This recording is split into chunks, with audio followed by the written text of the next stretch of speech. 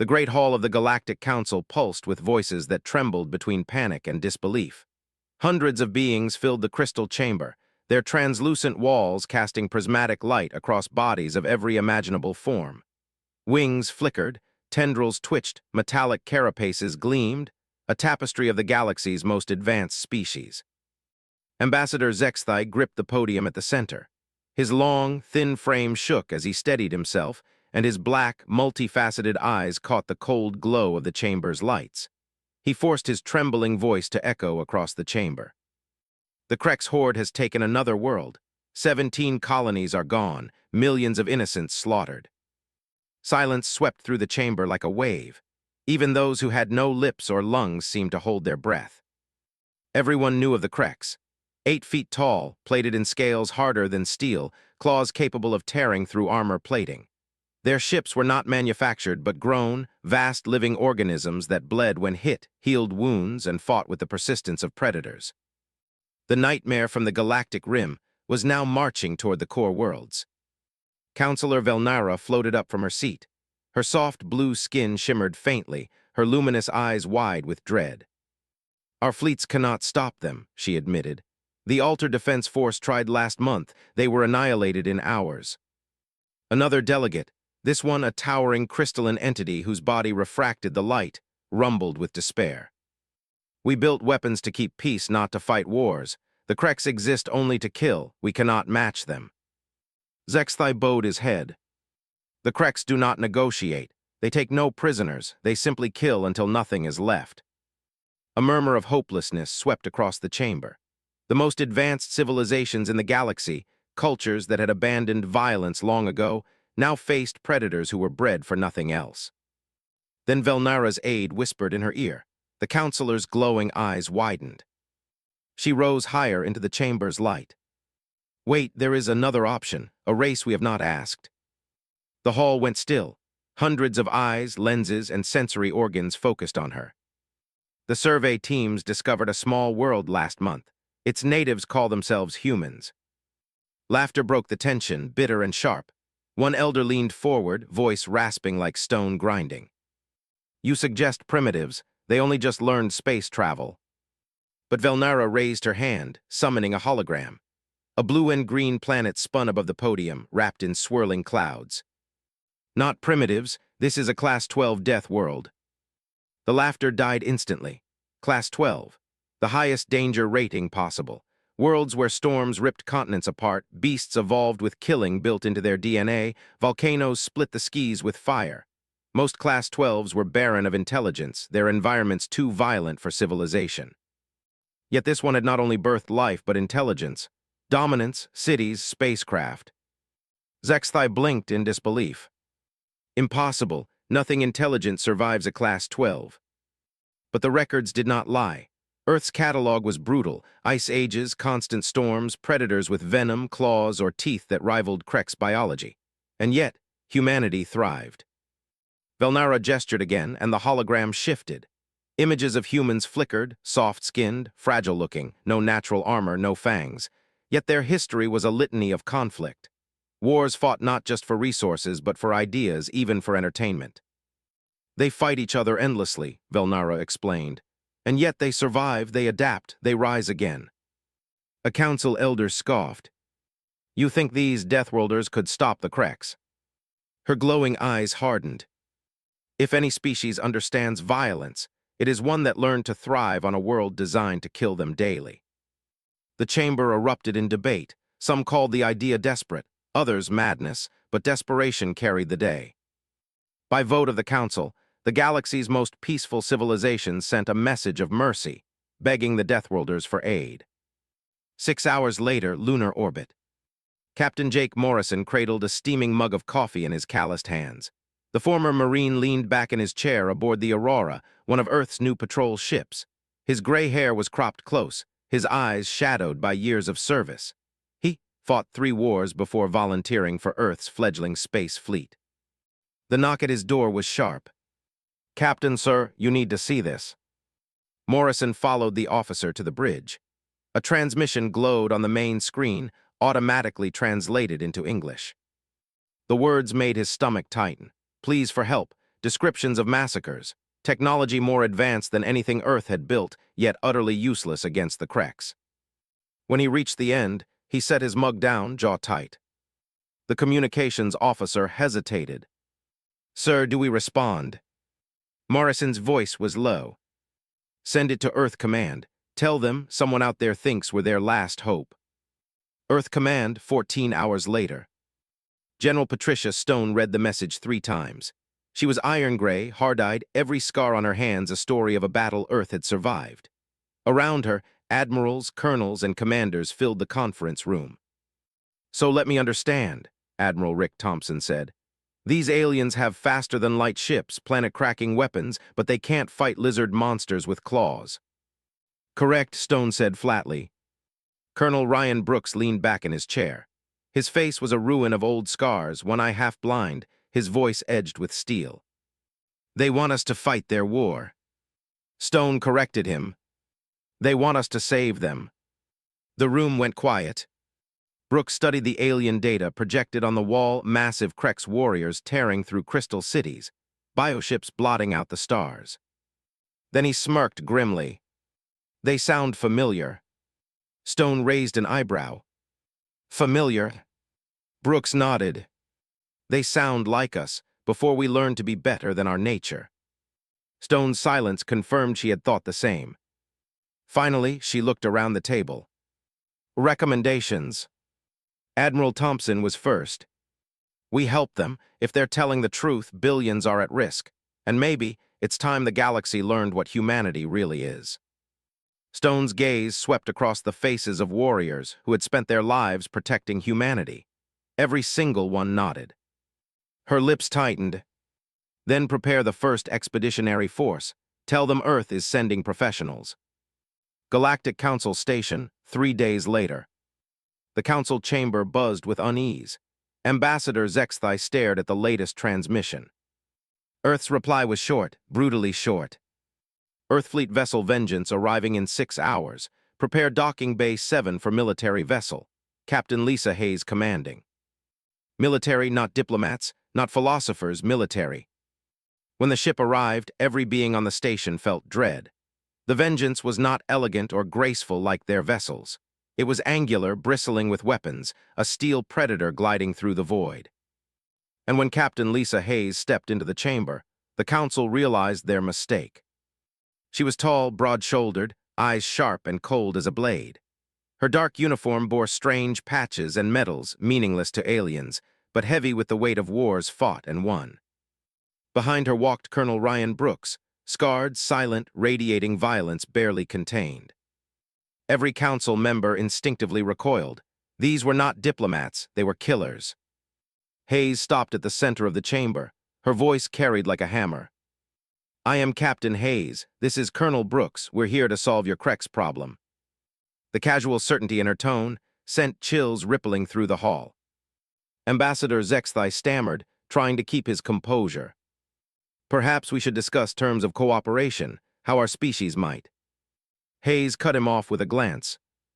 "We read your files on the Kreks. There is no cooperation, no negotiation. They kill until someone stops them." Counselor Ballara floated forward, her glowing skin dimming with fear. "There must be peace without more violence." This time Brooks spoke. His scarred face was still, his voice low but edged with lethal truth. "The Kreks have killed millions. They're heading for your core worlds where billions more live. You didn't ask us here for peace. You asked us to stop them." Silence fell. For the first time in millennia, the peaceful rulers of the galaxy felt like prey. Then Dr. Elena Martinez stepped forward. Small, bespectacled, her presence softer, but her words cut sharper than any blade. "The Kreks are strong, yes, but they've never fought anything that could challenge them. They fight the same way because it's always worked. They've never faced predators who adapt." Her smile was quiet, almost kind. "Humans survived because we learned to hunt the hunters." The chamber froze. Captain Hayes stepped closer, her eyes locked on the council. "You asked for mercy." Her voice dropped to a promise that made every being shiver. "Earth sent its guardians." The crystal towers of the Galactic Council Station glittered in the starlight, but the mood inside was anything but serene. Delegates whispered nervously as human officers moved through the corridors. Soldiers in dark uniforms carried weapons unlike any the galaxy had seen. Their boots echoed on polished floors, precise and confident. To species who had lived without war for centuries, every step sounded like thunder. Ambassador Zexthai led Captain Hayes and Colonel Brooks down the grand hallway. His thin hands twisted nervously. Perhaps you might reconsider your approach," he stammered. "The Council prefers diplomacy, mediation, perhaps even." Hayes stopped, her green eyes fixed on him, hard as emerald glass. "Ambassador, we didn't come here to talk them into peace. The Kreks don't stop until someone stops them, and if you don't believe us, look at your own casualty reports."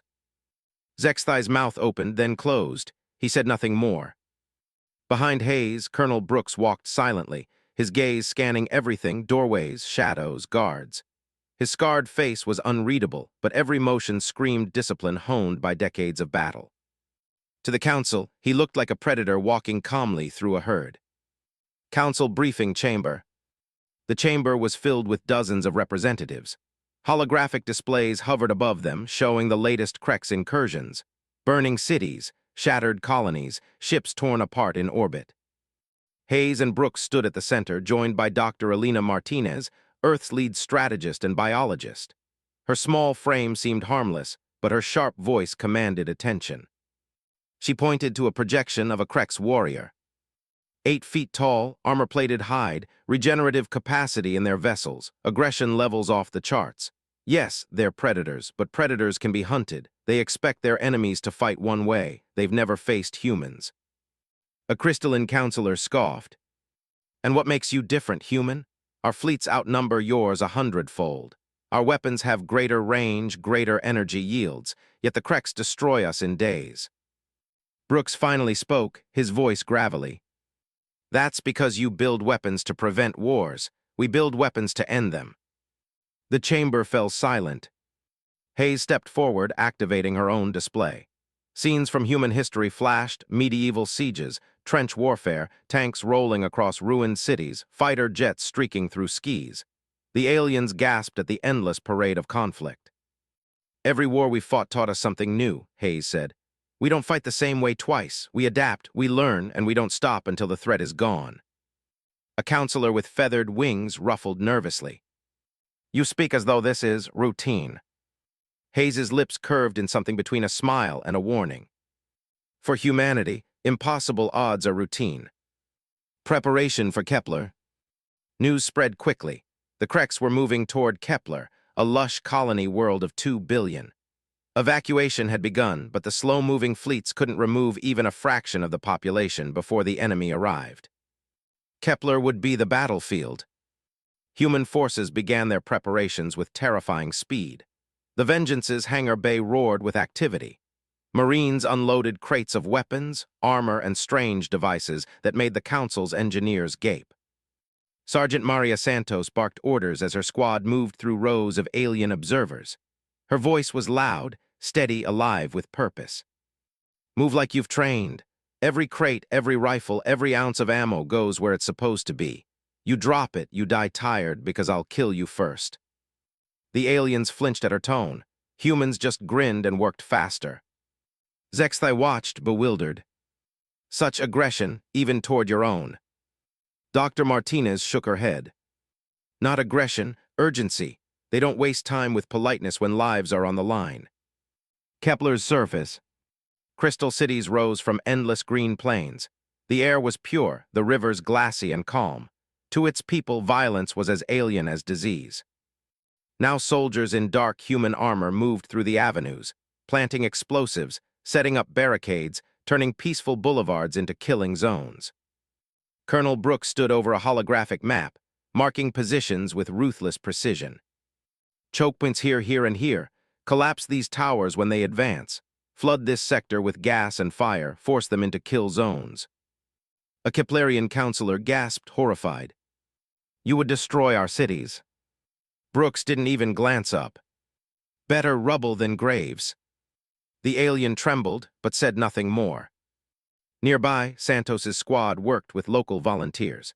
She handed rifles to trembling alien civilians with large eyes and soft skin. Don't think of it as killing, she told them. Think of it as protecting your families. That's what soldiers do. The words steadied them. For the first time, they stopped shaking. The Kreks arrive. The stars darkened as 50 Kreks bioships dropped out of hyperspace. Massive, pulsing organisms hung in orbit, their flesh rippling as though breathing. On the flagship, War Alpha Gorthak growled deep in his throat. Begin the harvest, leave nothing alive. Shuttles tore free from their living carriers, diving toward Kepler's atmosphere. On the ground, humans waited. Santos crouched behind fused crystal barriers, her rifle steady. Her squad watched the sky blaze with burning trails. Wait for it, she whispered. The first wave of Kreks slammed into the city streets. 8-foot monsters roared, their claws sparking against stone. They advanced confidently, as they always had. Then the buildings on either side of the avenue exploded inward. Crystal towers collapsed, crushing warriors beneath tons of debris. Survivors stumbled straight into crossfire. Human rifles cracked, the monsters fell. Santos's voice cut the air like a whip. Now light 'em up. Gunfire thundered, deafening, merciless. The Kreks staggered, their armor pierced by weapons designed for one purpose, to kill the unkillable. But the true terror came not from the bullets, but from the humans themselves. They did not stand and trade blows. They disappeared into shadows, reappeared behind the enemy, struck from angles no warrior expected. Explosives detonated in alleys, traps triggered underfoot. The Kreks had never fought prey that hunted back. Above, human fighters streaked from behind Kepler's moons, ripping through Kreks shuttles with surgical strikes. In his command ship, Gorthak's massive claws dug into the railing. What are these creatures? Why do they fight like cowards? His tactical aide shivered. Not cowards, War Alpha. Hunters, they are hunting us. The sacrifice. Deep in the city, Corporal Danny Clark waited atop rubble with a small device in his hand. His squad had fallen back, his position surrounded. Kreks warriors advanced, their roars shaking the ruins. Clark grinned grimly, speaking into his comm. Tell the colonel I'll see him in the next life. He pressed the detonator. The entire evacuation zone erupted in a single cataclysmic explosion. A mushroom cloud tore the sky apart. Dozens of Kreks warriors vaporized instantly. In orbit, even the council's delegates gasped in horror. He sacrificed himself, Velnara whispered.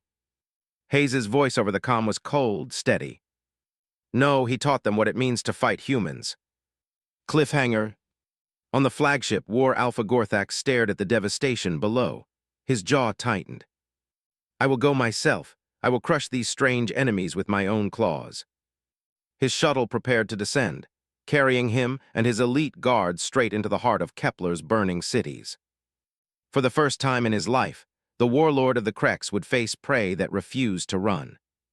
And waiting in the ruins below was Colonel Ryan Brooks. The ruins of Kepler's capital still glowed with fire. Smoke curled between the elegant crystal towers now shattered into jagged spears. The air reeked of scorched stone, charred alien flesh, and the acrid bite of human explosives. Colonel Ryan Brooks stood at the center of the devastation, his scarred face lit by the flames. He held his rifle loose in one hand, calm, waiting. Around him, his Marines melted into the ruins, hidden firing lines, concealed detonators, overlapping ambushes. Every alley had become a trap. Every rooftop was a sniper's nest. Through the smoke came the deep, rolling thunder of Kreks war drums. Their shuttles landed hard, splitting the ground with their weight. Massive silhouettes emerged, towering figures covered in natural armor, and at their front strode War Alpha Gorthak. He was larger than the others, nearly 9 feet tall, his scales blackened like volcanic rock. Jagged scars across his chest showed he had survived wars longer than most civilizations had existed. His claws gleamed wetly as he raised them to the sky. Pray, his voice boomed, amplified by some organic device woven into his chest plate. You killed my children, now I will tear you apart piece by piece. His warriors roared in unison, a sound that shook windows still standing. Brooks didn't flinch, his voice carried over his comm, calm as ice. Hold your fire.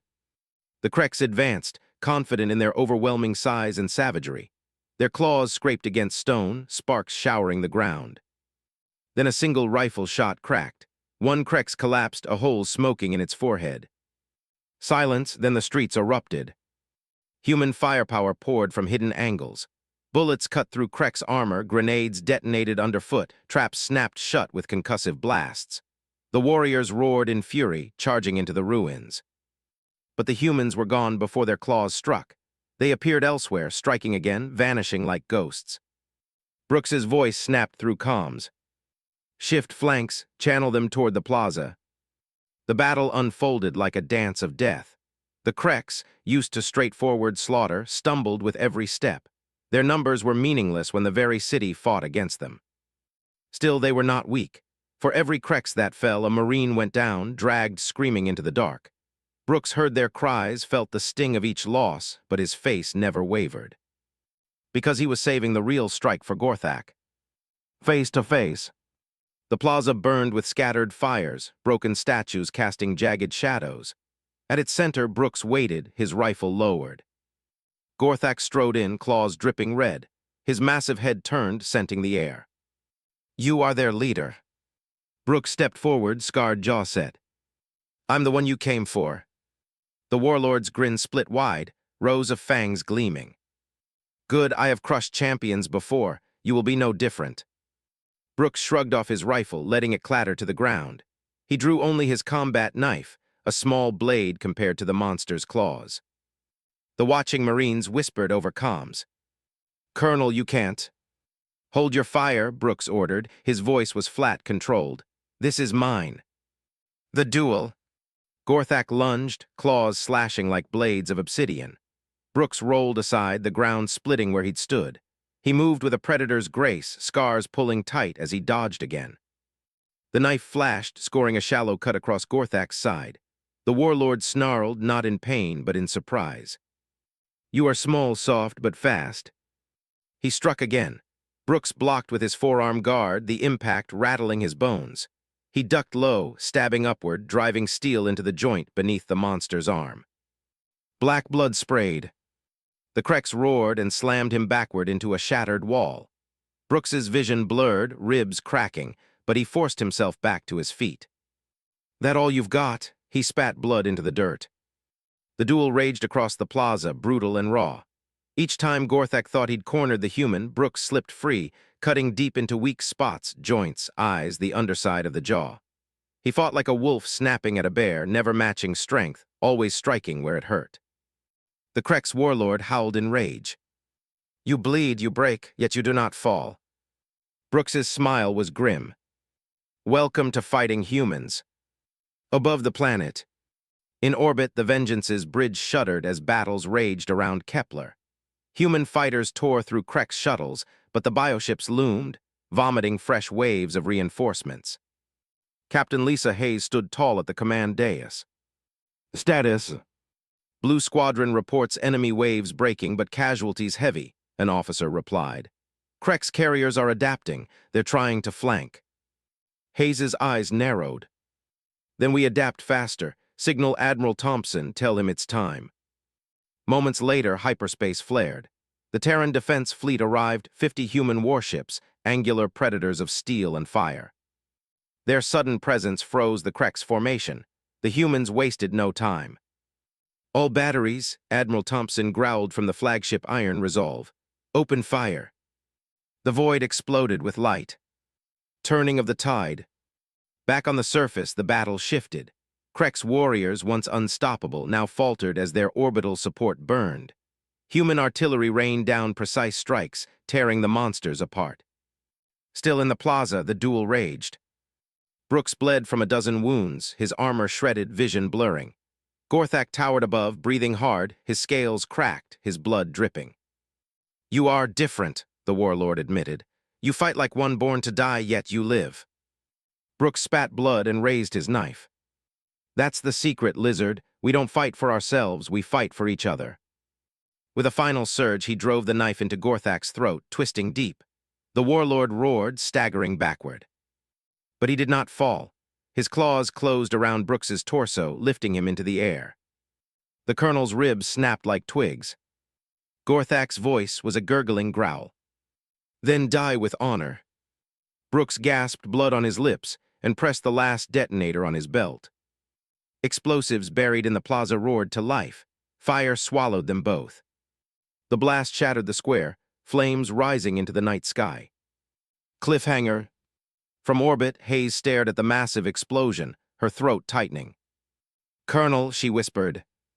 On the Krek's flagship, chaos reigned. Reports screamed of losses, of warriors dead, of Gorthak missing in the blast. For the first time in their history, the Kreks felt something alien to them. Fear. And yet in the heart of the flames on Kepler's surface, something still moved. A massive silhouette staggered from the smoke. War Alpha Gorthak was not dead. Not yet. The fires of Kepler's capital burned through the night, painting the sky crimson. Smoke rolled across the crystal plains, mixing with the screams of the dying. In the shattered plaza, a figure rose from the flames. War Alpha Gorthak's armor was cracked, one eye blinded, his chest bleeding black ichor. Yet his frame remained towering, terrible. He dragged himself forward, claws still gleaming, fury etched into every jagged movement. "You think fire kills me, prey?" he roared into the night. "I was born in fire." Human Marines braced themselves, rifles snapping up, but Captain Hayes's voice cut across comms like a blade. "Hold fire." Through the smoke, another figure appeared, smaller, battered, moving with agonizing slowness. Colonel Ryan Brooks. His armor was charred, his knife gone, one arm hanging useless, but his eyes burned with stubborn defiance. The humans gasped, the Kreks growled. Gorthak bared his fangs in a cruel grin. "Still alive, good. Then you will die by my claws, not by cowards' tricks." Brooks coughed blood, spat it into the dirt, and growled back. "Not today." Orbit, the Terran fleet. High above, the void was a storm of fire. Human warships moved with brutal efficiency, hammering Krek's bioships with relentless salvos. On the Iron Resolve, Admiral Rick Thompson stood at the command dais, his face stone-hard. "Target the propulsion clusters. Don't just wound them, cripple them." The Krek's bioships screamed as organic engines ruptured under human rounds, designed to tear flesh as easily as steel. An aide turned pale. "Admiral, their fleet is breaking formation." Thompson's eyes narrowed. "Not breaking, retreating." He leaned forward. "Cut them off. I don't want a single one leaving this system." The Council watches. In the Council station, far from Kepler, representatives watched the battle unfold through shimmering holograms. Ambassador Zexthai's hands shook. They fight like monsters." Councillor Velnara's voice was hushed. "No, not monsters, hunters. They do not fight for glory or honor, they fight to win." The crystalline delegate shifted uneasily. "What have we unleashed?" Velnara's glow dimmed. "Our only chance." The plaza, Brooks versus Gorthak. Brooks staggered, lungs burning, body screaming. Every instinct told him he was already dead. But he saw his Marines watching from the ruins, waiting for him to stand. If he fell here, they would break. So he stood. Gorthak lunged, claws carving the air. Brooks ducked under, the motion costing him blood and strength, but he drove forward with a snarl, slamming his shoulder into the Krex's chest. It was like colliding with a wall of stone, but it forced the warlord back a single step. The Marines erupted from cover. Grenades arced overhead, detonating in a wave of fire and shrapnel. The Krex roared in fury, swatting some aside, crushing others, but every second gave Brooks room to strike. A Marine's voice crackled over comms. "Colonel, fall back, we'll finish him." Brooks's reply was ragged but iron. "No, this one's mine." He ripped a fallen rifle from the dirt and fired point-blank into Gorthak's ruined eye. The shot blinded the warlord completely. The monster staggered, bellowing in rage, claws slashing wildly. Brooks collapsed to one knee, chest heaving. His vision darkened at the edges. And yet, through the pain, he felt something shift. The Kreks were faltering, not just Gorthak, all of them. Reports came in over comms of warriors retreating, ships hesitating, formations collapsing. The Predators had tasted something new. Fear. Krek's flagship panic. On the Krek's flagship, officers hissed and snarled as alarms blared. War Alpha is wounded. The prey strike from shadows. Our warriors, they hesitate. The tactical commander slammed his claws into the console.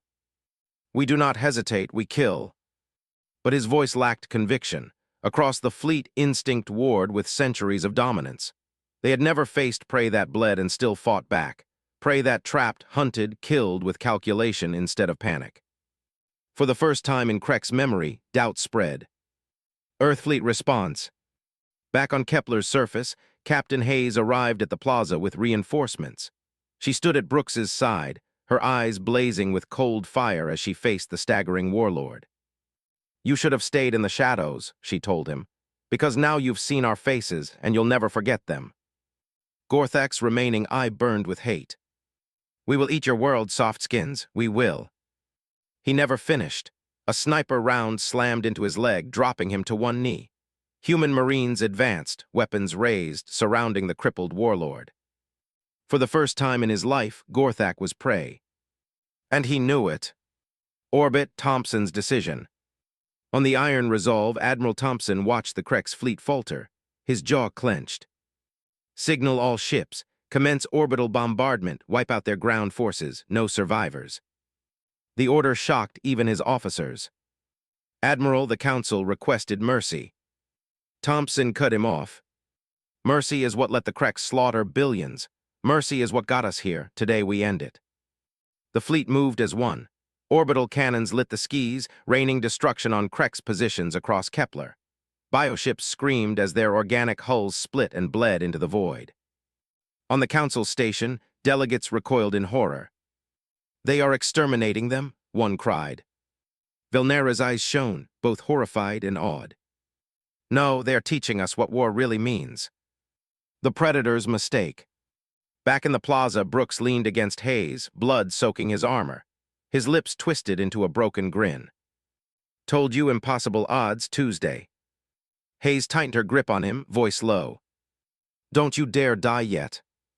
Around them, Krek's bodies littered the ground. Gorthak lay bound in chains reinforced with explosives, insurance against his monstrous strength.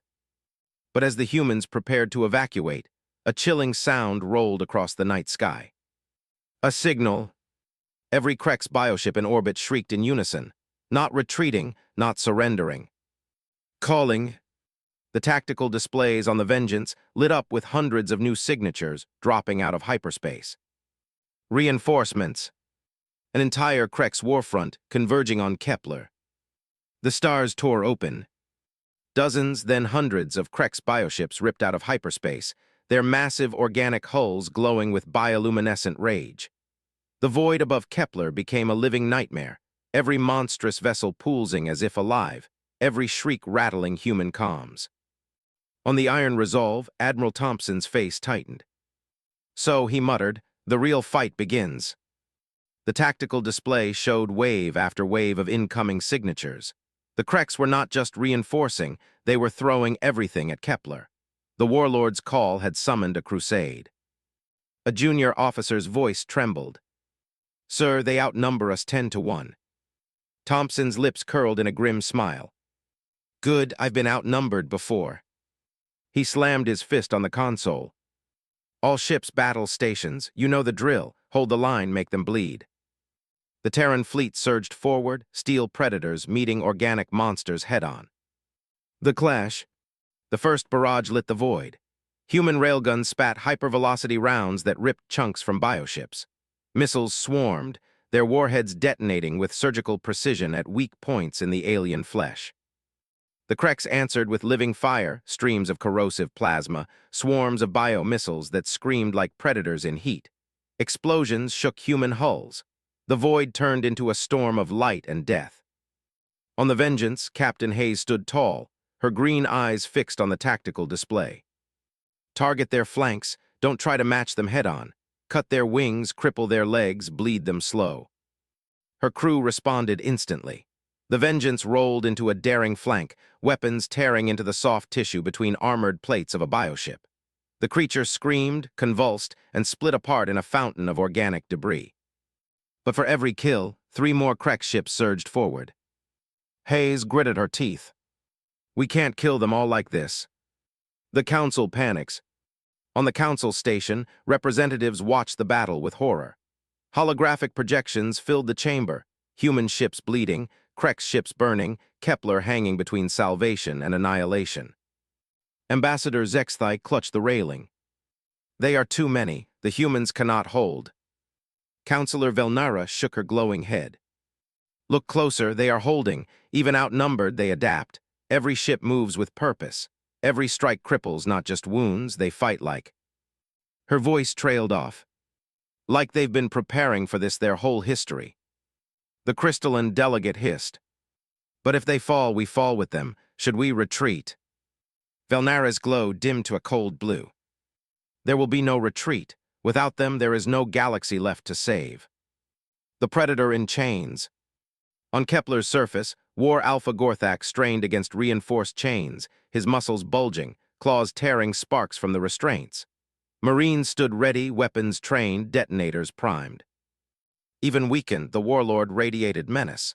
His remaining eye burned with hate. You think chains hold me, he growled. We Kreks do not break, we endure, and soon my kind will drown your world in blood. Colonel Brooks, half-conscious, leaned against a medic's shoulder, his voice rasping through broken ribs. You talk too much. Gorthak turned his gaze, studying the battered human who had nearly killed him. For the first time, the warlord's lips curled not in rage, but something like respect. You are different, smaller than us, weaker, yet you do not fall. Why? Brooks spat blood into the dirt. Because we don't fight for us, we fight for the one next to us.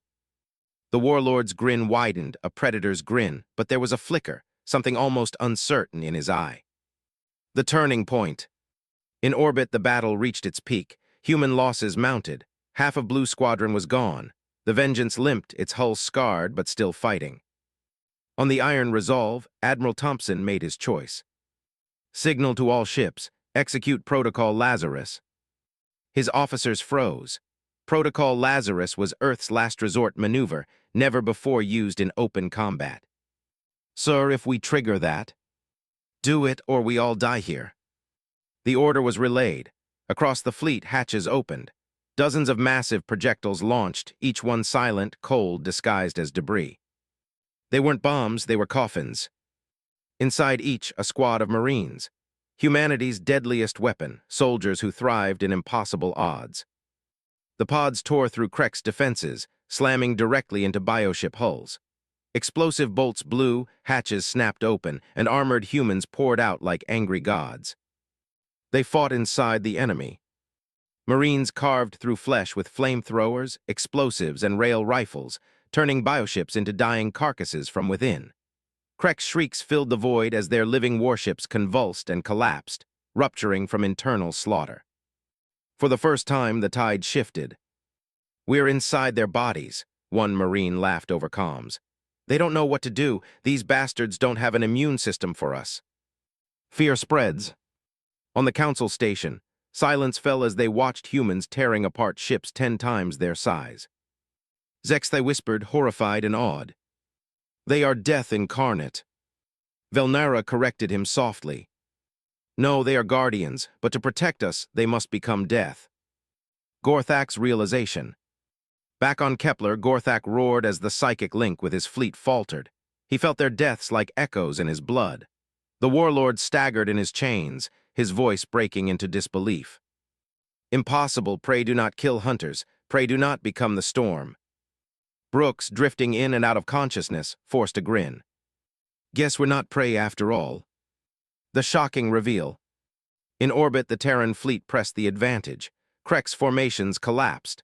The bioships, once invincible, bled out into the void. Admiral Thompson's voice thundered across comms. No quarter, burn them down. Today the galaxy learns how humanity fights. But even as victory loomed, a new signal pierced the chaos. A transmission, not from the Kreks. From Earth. The encrypted message appeared on Thompson's console. He read it once, his expression darkening. Then he turned to his officers. Change of plans. Command has issued new orders. Captain Hayes's voice came over comms, sharp. What orders? Thompson's reply was grim. We're not just fighting the Kreks anymore. The Council wants humanity leashed, and some of their fleets are already moving to enforce it. The bridge went silent. The galaxy had begged for mercy. Humanity had delivered survival. And now, their allies feared them more than their enemies. The void above Kepler burned with the corpses of ships. Human warships cut through the chaos like wolves among cattle, Krek's bioships rupturing in clouds of blood and fire. Victory should have tasted sweet.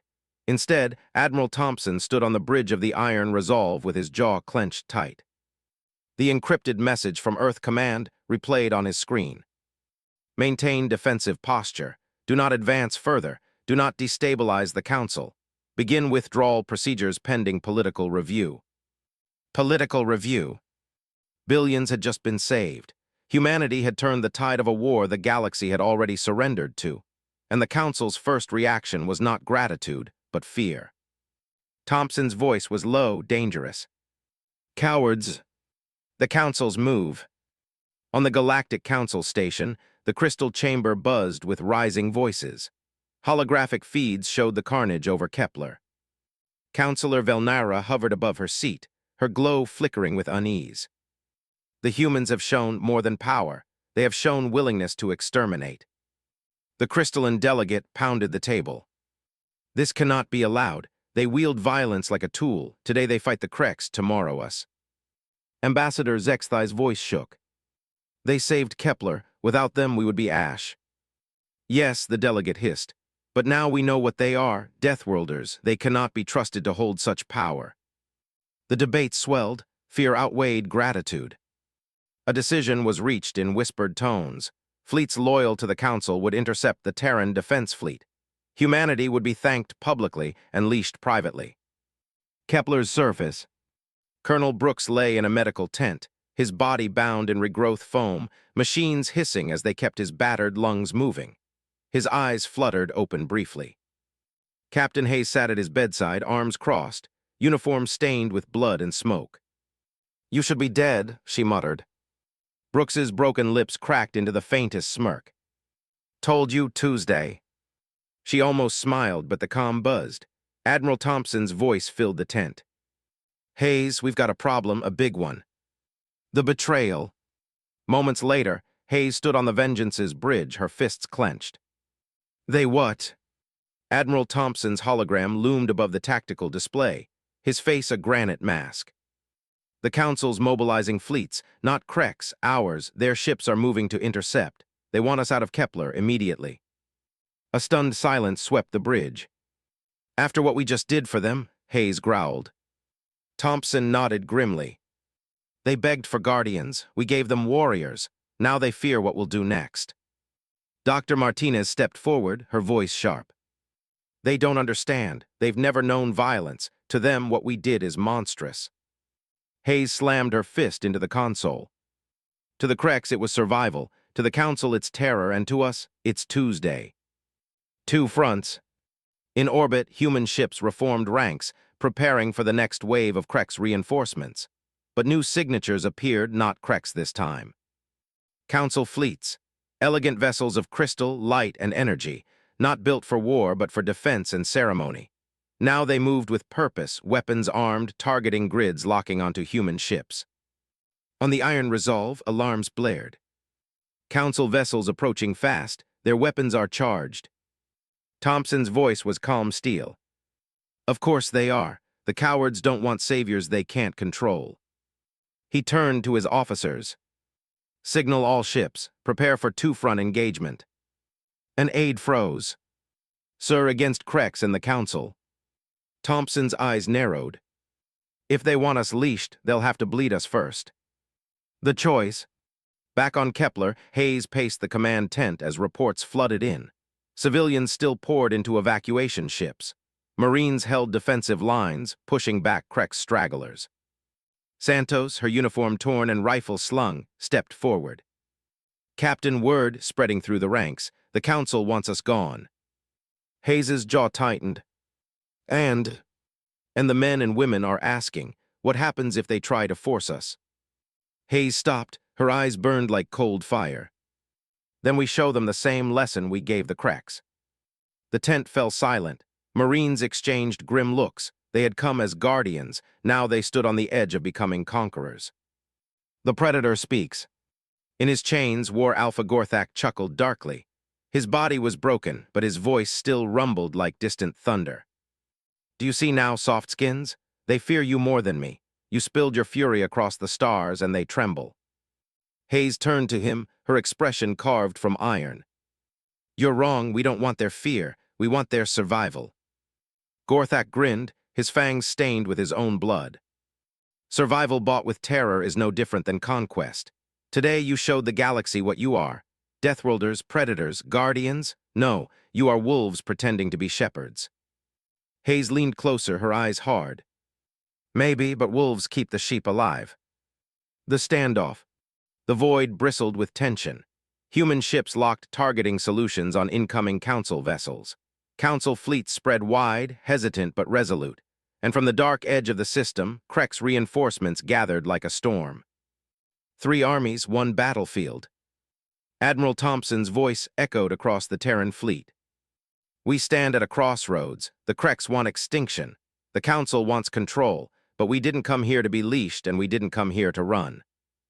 On the Vengeance, Hayes gripped the railing, her voice cold and steady. Then we fight them both if we have to. Dr. Martinez swallowed hard, her eyes full of worry. If we do, Captain, the galaxy will never forgive us. Hayes's gaze stayed fixed on the stars. Good, then they'll remember us. Cliffhanger. The comm crackled. A new transmission cut through all channels, Council, human, Kreks alike. The voice was gravel, broken but unbowed. Colonel Ryan Brooks. This is Brooks, broadcasting to every damn ship that can hear me. Council, Kreks, doesn't matter. You all want to know what humanity is. He coughed, blood flecking his lips, but his voice rose like thunder. We don't break, we don't kneel, and if you think you can tame us, come and try. The channel went dead. On every ship, in every chamber, silence fell. And then the galaxy moved. The void above Kepler was no longer a battlefield. It was a crucible. Human steel warships formed a ragged shield around the planet, battered but unbroken. Beyond them, Krek's bioships gathered in swarms, organic titans pulsing with fury. Between the two loomed the Council fleets, elegant, glittering but with weapons locked and primed, their hesitation as sharp as any blade. 3 powers, 1 star system. And in the balance, the fate of the galaxy. Brooks's challenge. Colonel Ryan Brooks's broadcast still echoed through every comm channel. We don't break, we don't kneel, come and try. On the iron resolve, Admiral Thompson's voice cut through the silence. You heard the man, let's show the galaxy what that means. On the Vengeance, Captain Hayes's hands tightened on the railing. All ships' defensive posture, we're not firing first, but if either side takes a shot at us, I want them to regret it. The Council wavers. In the Galactic Council chamber, delegates shouted over one another. They threaten us openly. They saved us from extinction. They will become conquerors. They are the only reason we still breathe. Ambassador Zexthai raised his voice, trembling but strong. Listen, they are not here to enslave us. They are here because we begged them to come. They bleed for us even now, and yet we would turn our weapons on them. Councillor Velnera floated higher, her glow sharp with anger. If we do, we are no better than the Kreks. Fear is not wisdom, fear is cowardice. Her voice rang through the chamber. For the first time, doubt cracked the Council's resolve.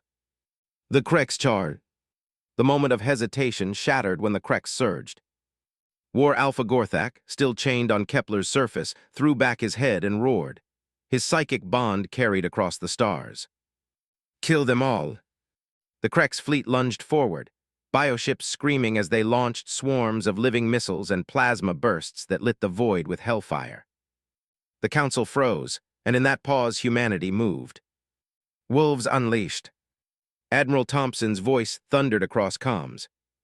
All ships open fire, give them nothing. The Terran fleet answered like a hammer striking steel. Railguns thundered, missile batteries roared, and lances of energy carved through alien flesh. Pods of Marines launched again, tearing into bioships from within. On the Vengeance, Hayes shouted commands, her voice sharp and clear even through the chaos. Target their command clusters, cripple the big ones first, don't waste ammo on the strays. The void became a storm. Human ships weaved between massive bioships, every maneuver precise, every strike lethal.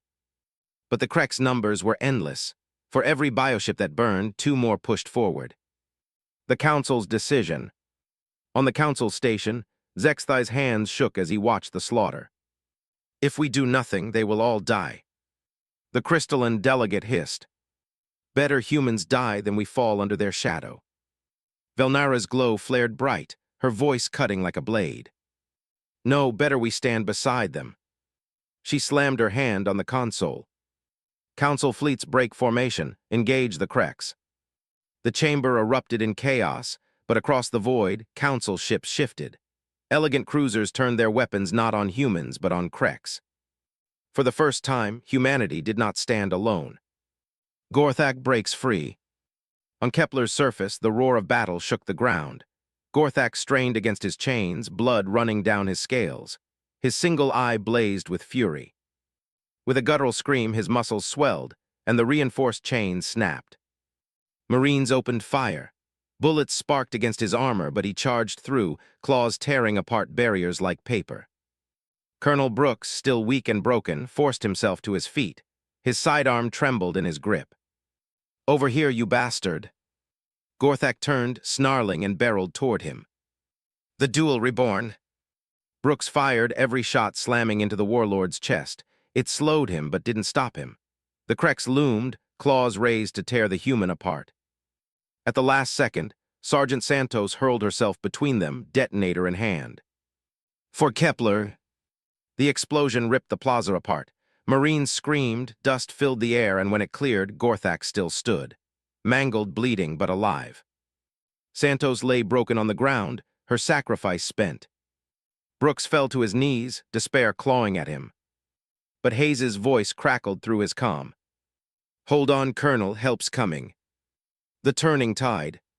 Above, the combined fire of Terran and Council fleets began to overwhelm the Kreks. For the first time in their history, the Predators faced not prey, but Predators united. Dr. Martinez's voice cut through comms from her lab aboard the Vengeance. "Listen to me, the Kreks evolved without fear, but fear is a weapon and we've just put it in their blood. They're breaking, push harder." The fleets pressed the assault. Bioships convulsed, their formations collapsing, their roars no longer furious but panicked. Warriors bred only for conquest felt the cold hand of dread for the first time. The end of Gorthak. On the surface, Gorthak staggered toward Brooks, one leg shattered, ichor pouring from his wounds. "Even broken, I kill you." Brooks raised his pistol, blood dripping from his chin. His voice was a rasp but steady. "No, Gorthak, you had your chance and you lost." A rail round thundered from above. Hayes herself had taken the shot, her rifle steady from the rooftop of a ruined tower. The round tore through Gorthak's skull. The warlord fell, crashing into the dirt with a sound like a collapsing mountain. The Kreks across the battlefield froze, their bond severed, their warlord dead. And then they fled. Silence after storm. The void fell silent. Krek's bioships blinked out of hyperspace, retreating in chaos. The battlefield was littered with burning hulks, broken bodies, and silence thick with disbelief. On the Iron Resolve, Admiral Thompson exhaled. "Status." "Enemy retreat confirmed, sir. Kepler is secure." Thompson's eyes closed for a moment. When they opened, they burned with cold fire. "Not secure, not yet, but we've bought the galaxy a chance." The new order. Days later, the Council gathered again. This time, humanity stood not at the edges, but at the center. Admiral Thompson, Captain Hayes, Dr. Martinez, and even the wounded Brooks walked into the chamber. Every delegate watched them in silence, some with awe, some with fear, all with respect. Zexthai spoke first. "2 weeks ago, we begged for mercy. Today, we stand alive because you gave us something else: strength, protection, guardianship." The crystalline delegate rose, reluctant. "And now, what will you demand of us?" Hayes's voice carried through the chamber. "We don't demand, we teach. We train, you asked for guardians. Now you will learn to be your own." Martinez stepped forward, her tone steady. "We will establish academies across your worlds. Your people will learn defense, tactics, discipline. Even the Krek survivors will be offered rehabilitation. Fear doesn't build peace. Strength used wisely does." The chamber buzzed. Some protested, some applauded, but none could deny the truth. The inscription. Weeks later on Kepler, a memorial was raised among the ruins of the Capitol Plaza. It bore the names of humans and aliens alike who had fallen in the battle. At its center, a single inscription gleamed in steel. They asked for mercy, Earth sent its guardians. Colonel Brooks stood before it, bandages still covering half his body. Hayes joined him, silent. "Think they'll remember this?" Brooks asked. Hayes's eyes were cold, but her voice was soft. "They'd better, we paid enough for it." They stood together in silence, guardians of a galaxy forever changed. Epilogue: The Wolves and the Sheep. Across the stars, the story spread. Prey species whispered of Deathworlders who fought like demons. Council worlds began building defenses under human guidance. Even Krek's orphans, raised in new academies, learned that strength could protect instead of destroy. The galaxy would never again see peace as weakness. Because when the Council had asked for mercy, Earth had given them something harder, sharper, and truer. Guardians,